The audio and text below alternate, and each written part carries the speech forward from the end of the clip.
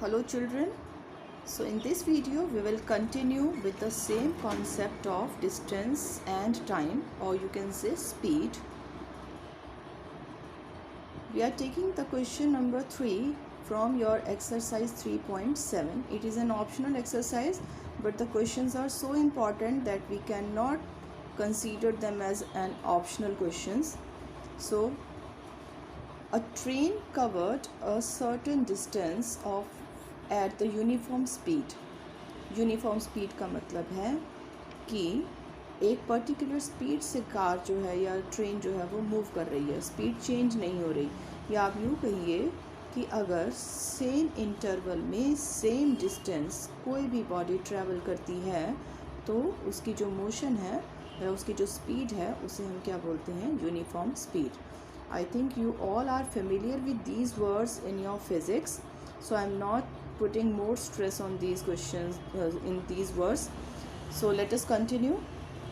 If the train would have been 10 km/h faster, अगर train 10 km/h की speed से ज़्यादा तेज़ चलने लगती, मतलब उसकी स्पीड बढ़ जाती, कितनी बढ़ जाती, 10 km/h बढ़ जाती, then it would have taken 2 hours less than the scheduled time.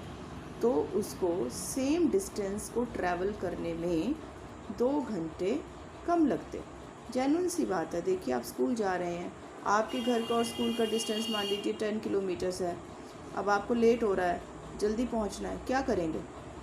फटाफट चलना शुरू कर देंगे, स्पीड बढ़ाएंगे। तो जब आप स्पीड को बढ़ाएंगे तो आपको टाइम कम लगेगा कहीं पर भी पहुंचने में। कंडीशन कि डिस्टेंसेस चेंज ना हो। अगर आपको एक फिक्स डेस्टिनेशन से दूसरे फिक्स डेस्टिनेशन तक जाना है तो अगर आप अपनी स्पीड इंक्रीज़ कर लेते हैं तो उसी डेस्टिनेशन तक पहुंचने में आपको टाइम कम लगेगा, और अगर आप अपनी स्पीड को कम कर देते हैं तो टाइम आपको ज़्यादा लगेगा।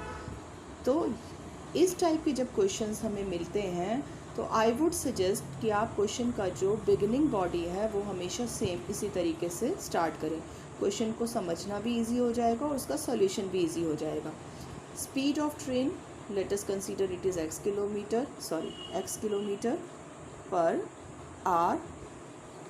Time taken by train, it is equal to y hours. So in that case distance traveled is equal to speed multiplied by time, that is equal to xy kilometers.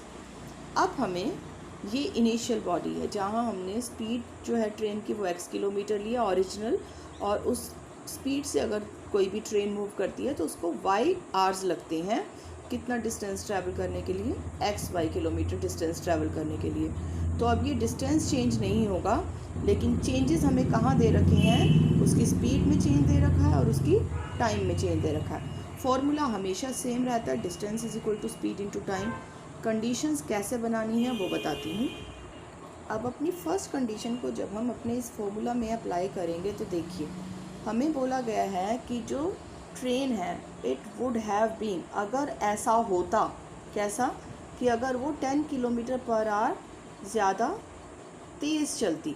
अब पहले उसकी स्पीड x थी, अब 10 km/h तेज़ चलेगी तो speed कितनी हो गई, x + 10।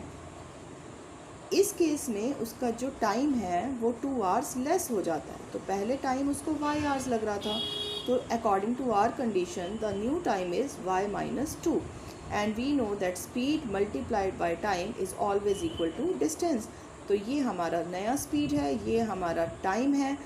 अब स्पीड और टाइम तो चेंज हो रहे हैं लेकिन स्टेशन तो वहीं के वहीं है, डिस्टेंस उतना ही रहेगा। So that is equal to xy। अब इस साइड पर आप सॉल्व करेंगे जब इक्वेशंस को, तो x × y करेंगे, xy मिलेगा, xy से xy ये कैंसिल हो जाएगा और आपकी इक्वेशन जो है वो सिंप्लीफाइड फॉर्म में तैयार हो जाएगी।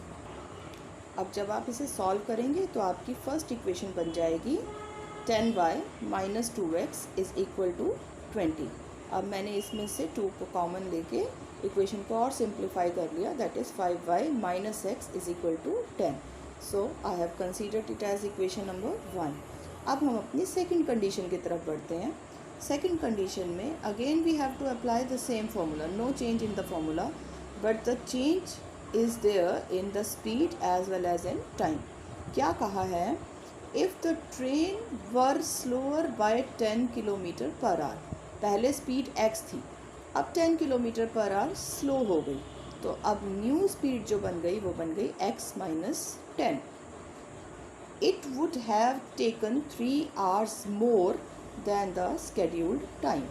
तो जब स्पीड कम होगी तो टाइम ज़्यादा लगेगा. पहले ओरिजिनल टाइम y था, अब 3 hours ज़्यादा लग रहे हैं, तो न्यू टाइम जो बन गया वो बन गया y प्लस 3. तो अब आपको कुछ नहीं करना, सीधा फार्मूलाज में ये वैल्यूज़ पुट कर देनी है और अपनी सेकंड इक्वेशन बना देनी है. तो ये बन गई हमारी यहाँ से सेकंड इक्वेशन. सेकंड इक्वेशन बनने के बाद दोनों इक्वेशंस को आप सॉल्व कर लीजिए, चाहे जिस भी मेथड से करना चाहें. आपको x की वैल्यू मिल जाएगी, y की वैल्यू मिल जाएगी. अब ना तो हमसे क्वेश्चन में स्पीड पूछा गया था, ना ही हमसे टाइम पूछा गया था. हमसे पूछा गया कि ट्रेन ने कितना डिस्टेंस ट्रैवल किया. तो again speed of train is 50 kilometre per hour. We have find out the values. Time taken by the train is 12 hours. So distance travel, again apply the formula, speed into time, 50 multiplied by 12 that is equal to 600 kilometre. तो जो train है उसने कितना distance travel किया? 600 kilometre distance उसने travel किया. तो इस टाइप के जितने भी क्वेश्चंस आपको मिलते हैं जहाँ स्पीड कुछ इंक्रीज़ हो रही है, टाइम डिक्रीज़ हो रहा है, या स्पीड डिक्रीज़ हो रही है, टाइम इंक्रीज़ हो रहा है, तो आप उसको बिल्कुल इसी फॉर्मेट से अगर करते चले जाएंगे तो आपको स्टेप्स बार बार याद नहीं रखने पड़ेंगे और आपके क्वेश्चंस